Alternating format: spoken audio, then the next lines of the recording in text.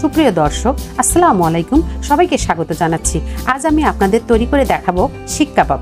আর এই শিক কাবাব তৈরি করব চুলাতে। নামি দামি রেস্টুরেন্টে এই শিক কাবাব খেতে হলে গুনতে হবে অনেকগুলো টাকা। তার চেয়ে বরং এই মজাদার শিক কাবাব আপনারা বাসায় বানিয়ে পরিবেশ সবাইকে নিয়ে খেতে পারেন। আমার এই রেসিপি ফলো করলে ইনশাল্লাহ চুলায় পারফেক্ট শিক কাবাব তৈরি করতে পারবেন।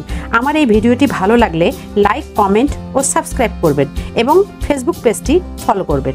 চলুন তাহলে মূল রেসিপিতে যাওয়া যাক।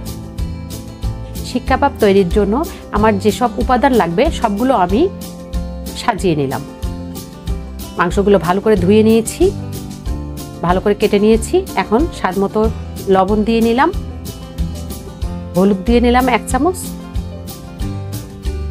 জিরার গুঁড়ো দিয়ে নিলাম, গরম মশলা দিয়ে নিলাম, সব আমি 1 চামচ করে দিলাম।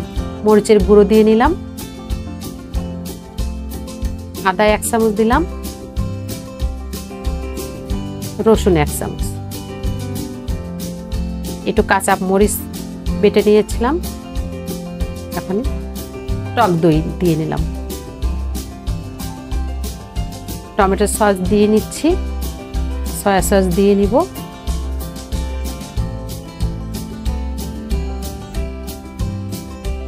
এরপর আমি লেবুর রস দিয়ে নিব। নিয়ে সবগুলো আমি ভালো করে হাত দিয়ে চামচ দিয়ে মেখে নিব। তারপরে এগুলো আমি হাত দিয়ে ভালো করে মেখে নেব, কারণ এটা ম্যারিনেট করে রেখে দিতে হবে। ভালো করে নাড়ব। ভালো করে মাখানো হয়ে গেলে এটাকে আমি র্যাপিং পেপার দিয়ে মুড়ে নিব এবং সারা রাতের জন্য এটা আমি ফ্রিজে রেখে দিব। শিক কাবাবের জন্য কাঠিগুলো আমি 30 মিনিটের জন্য ভিজিয়ে রেখেছি, কারণ এগুলো বাঁশের তৈরি। এখন ফ্রিজ থেকে যে মাংসগুলো ম্যারিনেট করে রেখেছিলাম ওটা বাহির করে নিলাম এবং হাত দিয়ে ভালো করে আবার আমি মেখে নিচ্ছি। এরপর আমি কাঠিতে কিভাবে মাংসগুলো নেবেন আমি দেখিয়ে দিচ্ছি। তো এর কোনো নিয়ম নাই, তবে এভাবে আপনারা মাংসটা নিতে পারেন। পেঁচিয়ে ঘুরিয়ে পেঁচিয়ে দেখার সৌন্দর্যের জন্য দিতে পারেন।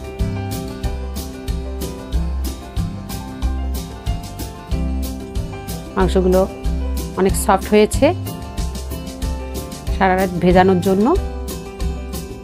তো মাঝখানে আমি একটু গাজরও দিয়ে নিয়েছি দেখার সৌন্দর্যের জন্য।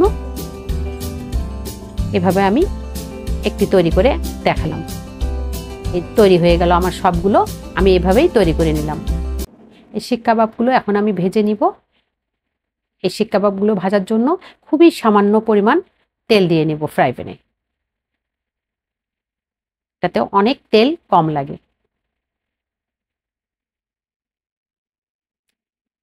তেলটা একটু গরম হওয়া পর্যন্ত অপেক্ষা করব।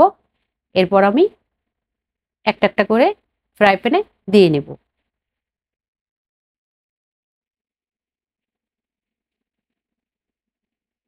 তো আমি 4টা দিয়ে নিলাম। খুব লো হিটে ভাজতে হবে। ঢাকনি দিয়ে দিলাম। 5 মিনিট পর আমি আসব। 5 মিনিট পরে এটাকে আমি উল্টিয়ে দিব। সবগুলো এক এক করে উল্টায় দিব। এভাবে আমি সবগুলো উল্টিয়ে নিলাম।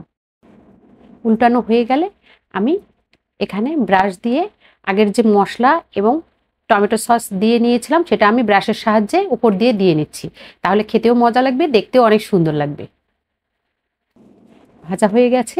এখন আমি এক এক করে তুলে নিচ্ছি। কাবাবগুলো হয়ে গেছে।